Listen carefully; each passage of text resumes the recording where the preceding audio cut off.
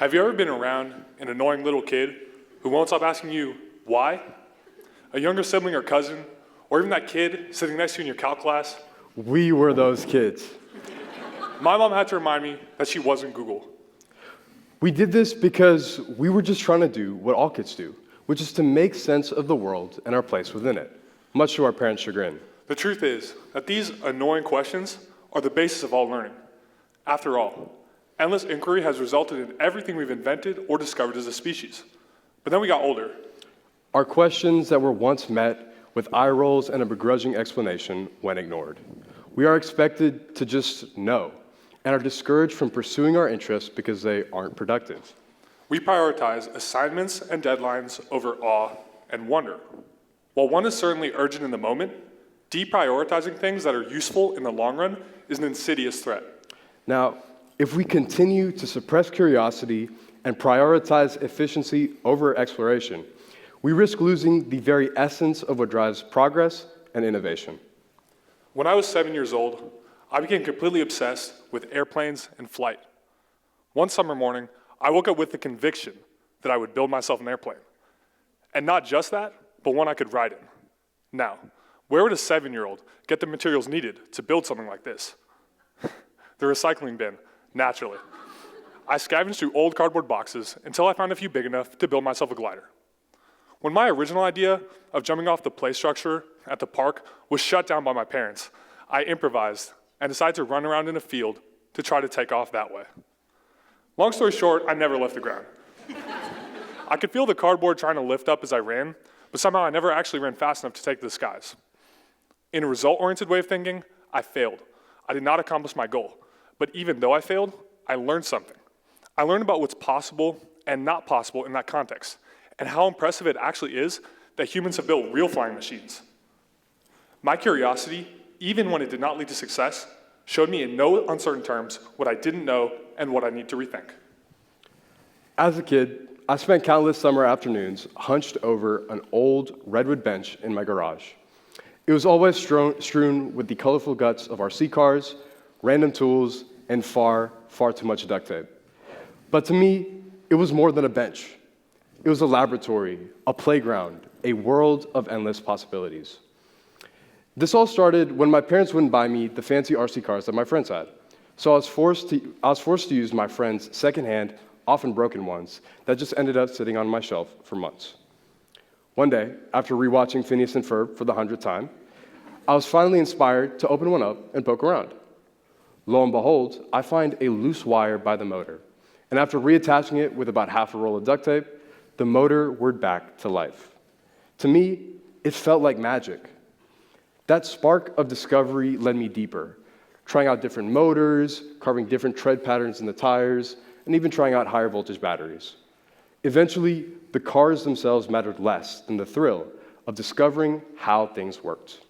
Now, to someone who's rigid or dogmatic, my little flying experiment might seem like a waste of time. I could have spent my Sunday doing something useful instead of chasing an impossible dream. That's not always the right perspective to take, though. Bruce Lee, the renowned martial artist, understood this. His style drew from a variety of disciplines, from classical Chinese Wing Chun to modern boxing and fencing. What emerged is what he called the way of no way. What does that even mean? Well, he rejected dogma or strict rules handed down by others. He believed that a method should be judged based on its effectiveness, not based on tradition. He said, absorb what is useful, reject what is useless, and add what is uniquely your own. And that, to me, is the essence of curiosity. It's about constantly evaluating, adapting, and evolving based on what we learn. The hard part here is constantly. Often in my life, I'm pressured to do something a certain way because that's how it's always been done. I'm sure many of you have felt this too, and we cave in because who are we to disagree? What Bruce inspires us to do is to be audacious in this way and to ask the big questions. We should be unafraid to find links between seemingly unrelated things, links that purists would see and go, that's never going to work. To be curious is to try things out for yourself. Now, in every RC car that I took apart, there was always this mysterious green square, the computer chip. For years, I avoided it, convinced that I wouldn't be able to understand it. But eventually, my curiosity won. I dug out an old soldering iron from my dad's toolbox and began experimenting. Now, my first attempts at hacking the chip were a complete bust, but I learned how to solder.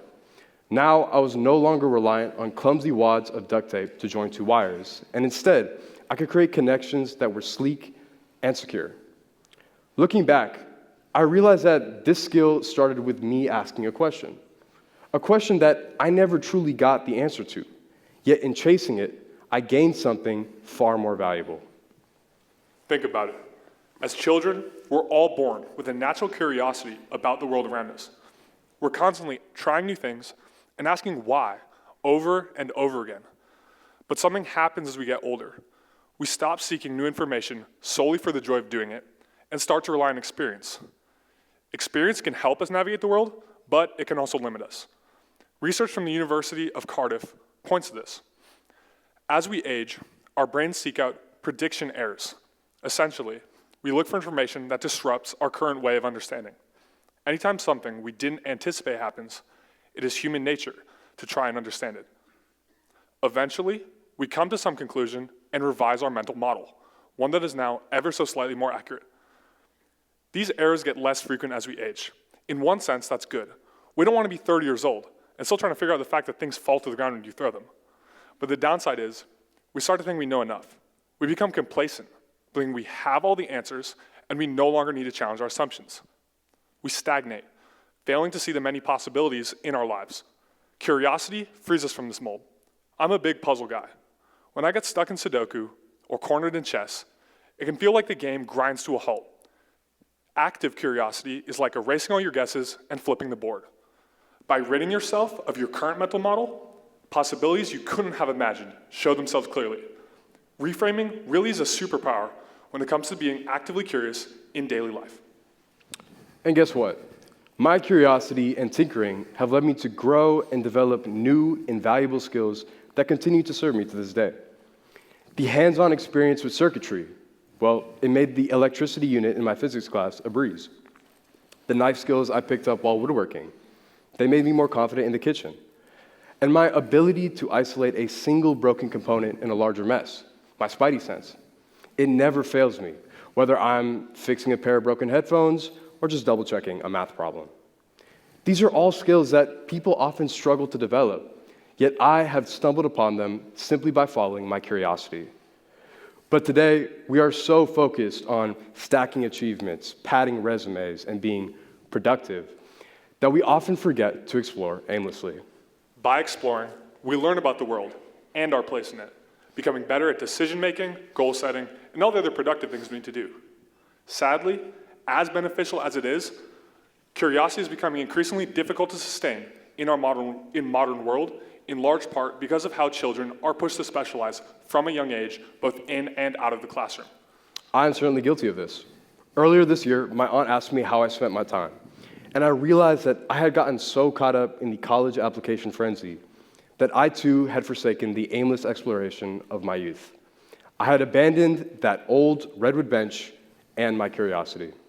We often confuse urgency for importance. The most important thing is not always the deadline that screams at you, but the opportunity that calls you. So we have made a commitment. I am going to spend less time chasing achievements. And I'm going to spend more time being open to learning, anytime, anywhere. And we hope you'll join us on this journey.